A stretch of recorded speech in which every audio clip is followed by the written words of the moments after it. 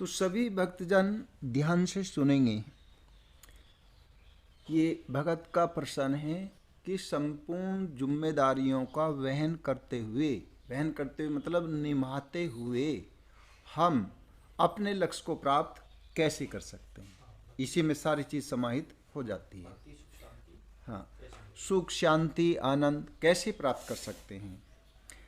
तो अब ये जैसे कि प्रश्न होता है तो हर प्रश्न के दो पहलू होते हैं।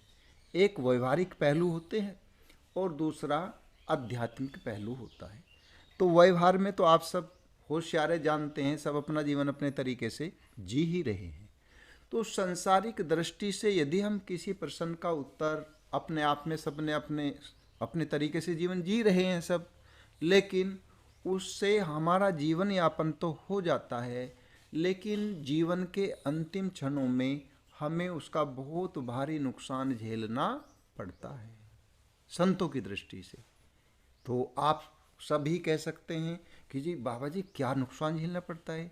नुकसान ये झेलना पड़ता है कि सभी संत समाज और स्वयं भगवान और भगवान के अनेकों अवतार इस बात पर सब एक निर्णय रहते हैं कि मनुष्य का जन्म अपने कल्याण के लिए मिलता है प्रत्येक जीव को। नहीं तो और अनंत जीव इस सृष्टि में रहते हैं, उन्हें अपने कल्याण का कोई भान ही नहीं होता, उन्हें वो सद्बुद्धि नहीं होती। तो मनुष्य जन्म जो है वो जन्म है जिस पर जब हम 84 लाख जन्मों में संपूर्ण जीवात्माएं घूमती रहती हैं, जिन जीवात्माओं पर उनका कल्याण करने का उनका मन होता है तो उनको भगवान कृपा करके मनुष्य का जन्म देते हैं। तो भगवान मूल में ही मनुष्य का जन्म दिया है, तो समझो कि उस जीवात्मा पर भगवान की विशेष कृपा हुई है। और संपूर्ण संत समाज ये कहता है कि वास्तव में मनुष्य का जन्म तो कि अपने कल्याण के लिए मिला है। तो जो सांसारिक तरीके से यानी कि व्यवहार दृष्टि से जो आप जीवन जी रहे हैं और सब जी रहे हैं, तो उसमें जीवन तो जिया जाता है जैसे भी जिया जा रहा है, आप जानते हैं इस विषय में। लेकिन अंत में ये भगवान और संतों का बताया हुआ लक्ष्य अपूर्ण ही रहता है, पूर्ण नहीं हो पाता। अब व्यवहार दृष्टि से तो आप समझ गए। और इस बात का भान जब मृत्यु नजदीक आकर खड़ी हो जाती है, शरीर में बल नहीं रहता, इंद्रियों में कार्य करने की शक्ति नहीं रहती, बुद्धि में विचार की शक्ति नहीं रहती, मन में मनन की शक्ति नहीं रहती और चित्त में चिंतन की शक्ति नहीं रहती, और हमारी ही इंद्रियां वर्ध अवस्था में हमारा कहा नहीं मानती, उस समय लक्ष्य याद आता है, प्रभु याद आते हैं। और अपना हमारा कल्याण कैसे हो जब याद आता है, तो जब हमारे पास कोई सामर्थ्य नहीं रह जाता। अब हम इस प्रश्न का उत्तर अध्यात्म दृष्टि से देते हैं।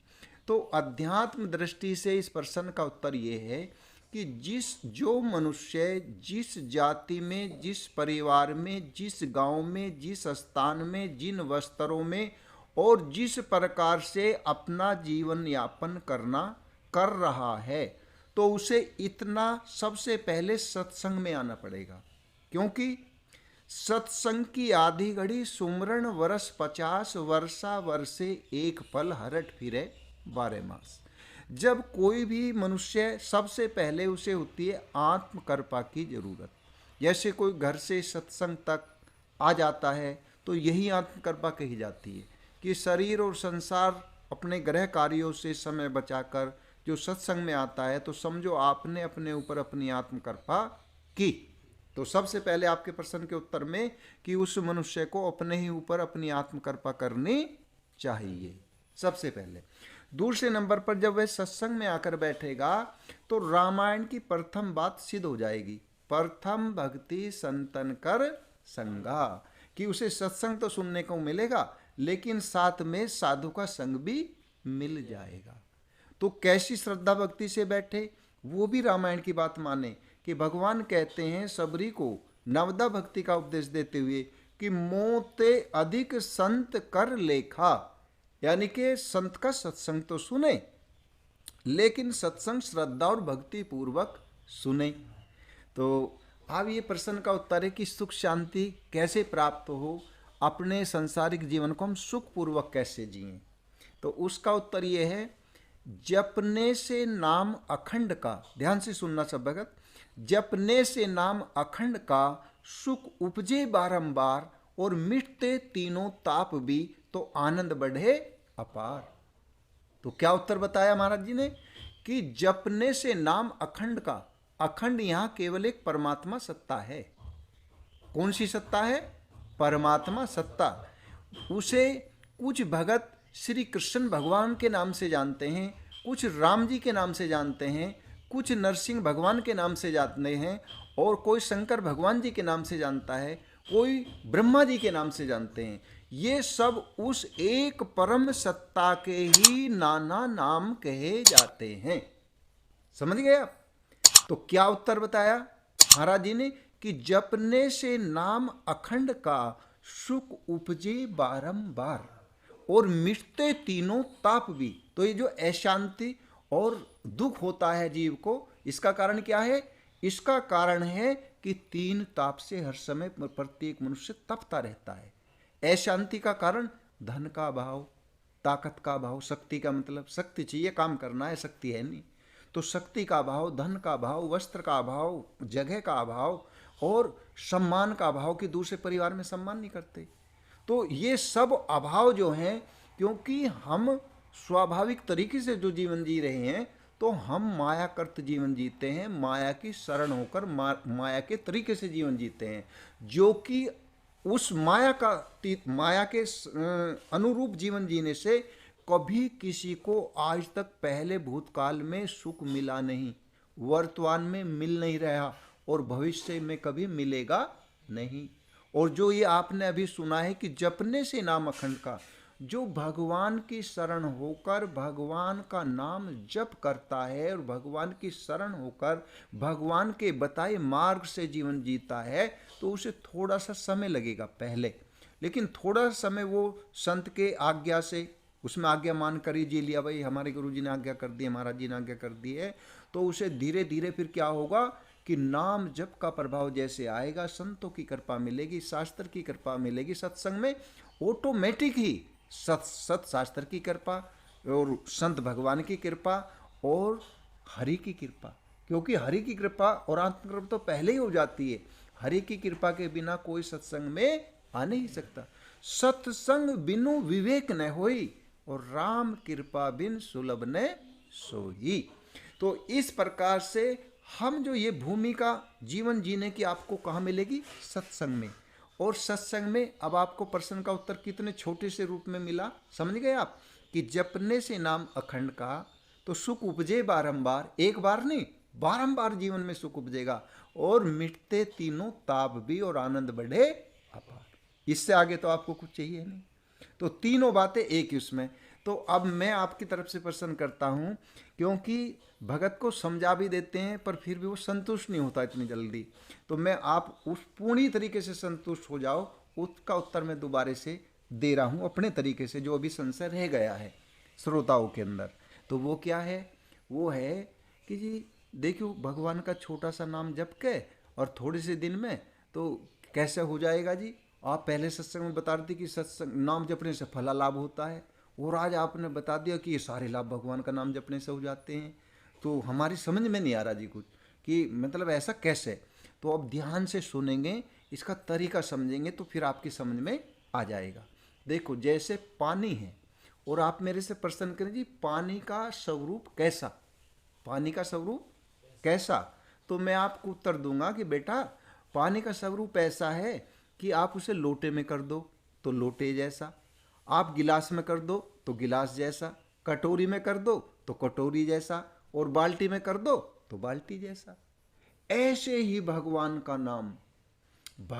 का नाम सर्व सामर्थ्यों से परिपूर्ण होता है। भगवान का नाम सर्व सामर्थ्यों से परिपूर्ण होता है।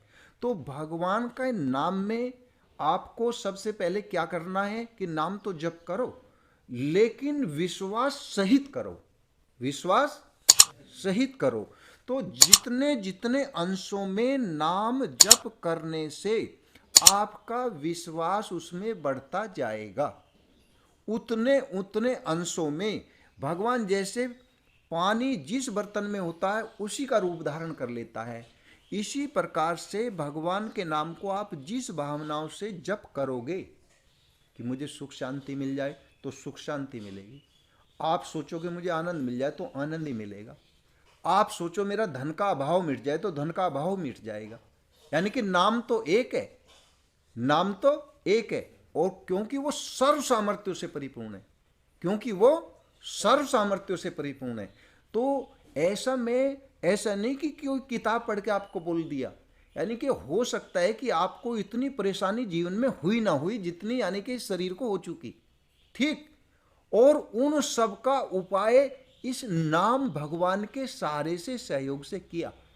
फिर बात यहाँ तक सीमित नहीं रही कि अपना ही दुख मिटा लिया और अपनी परेशानी मिटा दी और बस हम सुखी हो गए, फूल के कुप्पा हो गए। नहीं नहीं, तो मन में भगवान जी ने ऐसी प्रेरणा की, जब भगवान का नाम इतना कीमती है और इतनी सामर्थ्य से परिपूर्ण है तो क्यों ना इसे दूसरों तक भी पहुंचाया जाए। क्योंकि सेवा धर्म अति कठोरा, सेवा धर्म अति कठोरा।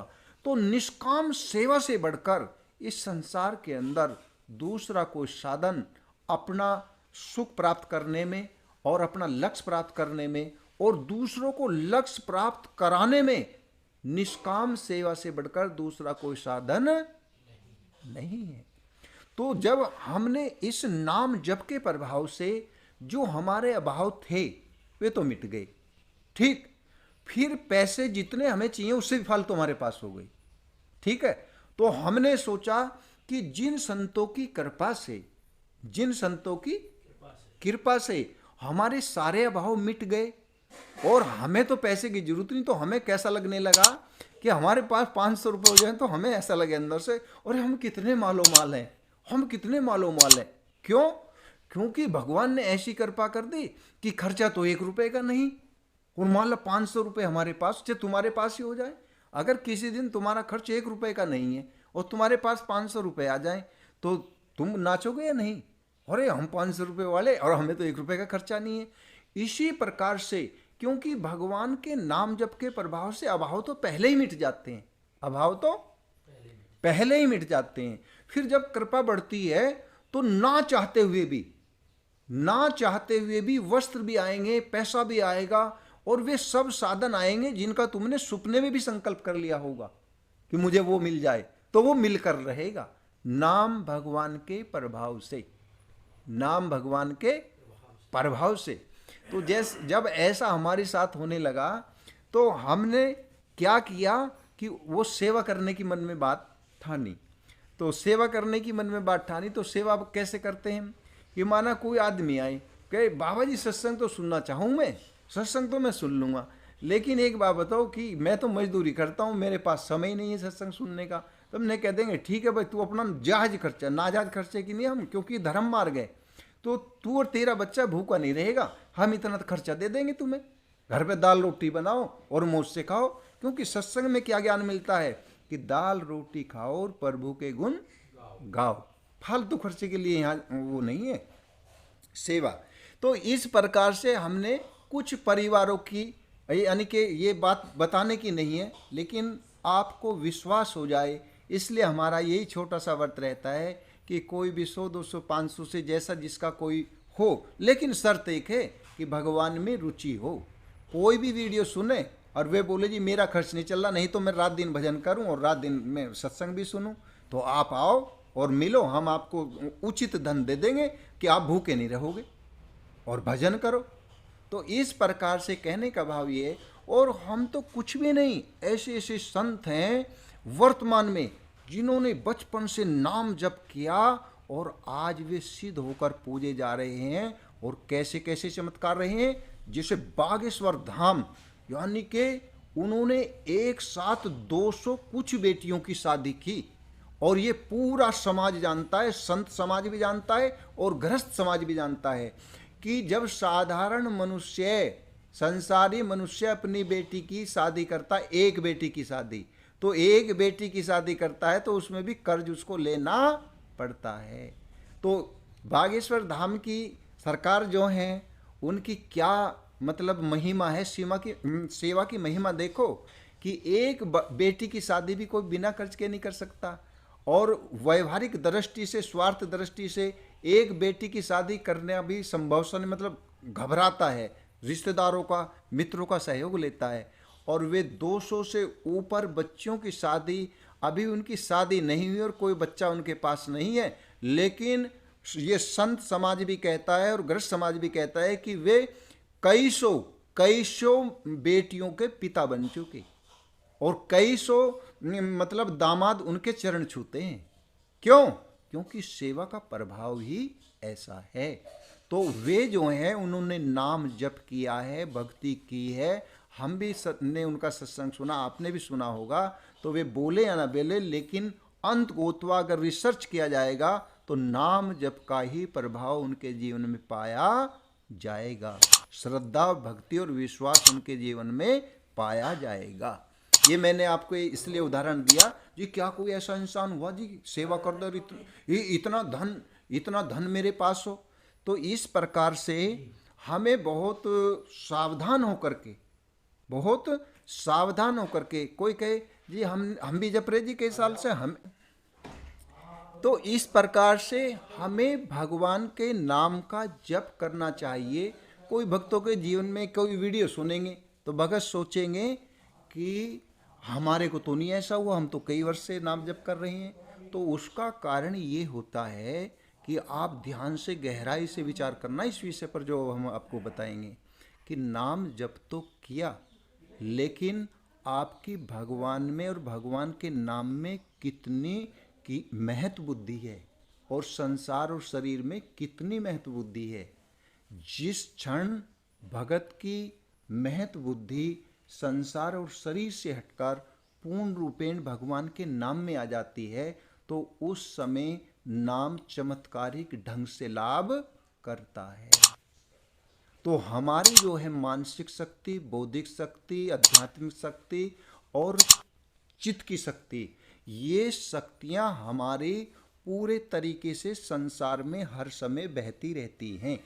तो नाम भगवान के जप के प्रभाव से ही वे शक्तियाँ पहले रुकती हैं, एकाग्र होती हैं, और एकाग्र होने के बाद जब वे पूर्ण शक्तियों के साथ नाम जप किया जाता है, तो जो नाम जप की महिमा आप सुनते हो, वह नाम जप की महिमा धीरे धीरे फिर वह शक्ति के एकाग्र हो जाने से फिर वह नाम जप की महिमा आपके जीवन में उतरने लगती है। तो ऐसे बहुत से सूक्ष्म रहस्य हैं कि जो कि आपको नाम जप के प्रभाव से, माना आपके 100 कामनाएं हैं या 100 प्रश्न हैं, तो क्या होगा कि जब नाम जप के प्रभाव से आपके 2 अथवा 4, 6 समस्याएं हल हो जाएंगी, आपकी मनोकामना पूर्ण हो जाएगी, तो 95 का आपको विश्वास हो जाएगा। लेकिन होगा कब? करने से। ये विभाग कैसा है, ध्यान से सुनना। कथनी मीठी खांड सी, करनी विष की लोए, कथनी तज करनी करे, तो विष से अमृत होए।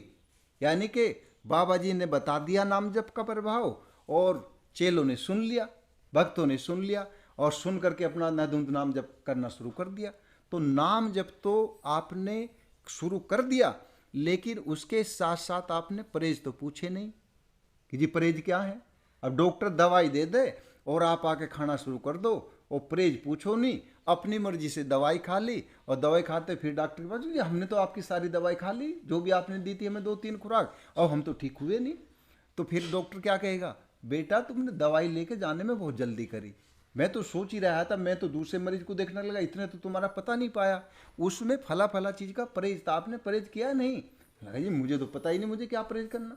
तो बेटा परहेज पूछोगे, अब दोबारा दवाई लो, परहेज पूछो, परहेज बिल्कुल तरीके से करना, और उसके बाद आप जो है मेरी दवाई खाना, ना आराम हो तो दोबारा आना। तो दवाई तो वही है। तो इसी प्रकार से राम नाम को एक औषधि भी कहा है। कैसे? राम नाम की औषधि खरी नियत से खाए, और हर्ष शोक व्यापे नहीं, और महारोग मिट जाए। तो इसमें रहस्य क्या है कि खरी नियत से खाए, इसका मतलब क्या है? तो संतों का क्या होता है कि जो केले के पात पात में पात, और यूं संतों की बात बात में बात। तो बात तो वो छोटी सी है कि खरी है ये राम नाम की औषधि और नियत से खा लो, लेकिन इसमें सारगर्भित वाणी क्या है कि खरी और नियत। खरी का मतलब है कि कपट त्याग कर सरल हृदय से नाम जपो, किसी के प्रति राग द्वेष ईर्षा हो, एक भी व्यक्ति से हमारी ईर्षा या द्वेष ना हो, अगर नाम जप का पूरा प्रभाव लेना है। तो उस तरीके से जब हम अपने अंतःकरण को शुद्ध और सरल, भगवान जी कहते हैं कि छल छिद्र कपट मोहि स्वप्ने हूं ना भावा। तो जब भगवान के नाम से हम लाभ लेना चाह रहे तो पहले भगवान की बताई हुई हमें यानी कि परहेज करना पड़ेगा, और जब भगवान का बताया हम परहेज कर लेंगे तो फिर भगवान के नाम से हम पूर्ण लाभ लेने के अधिकारी हो जाएंगे। बोलिए राधा कृष्ण भगवान की जय।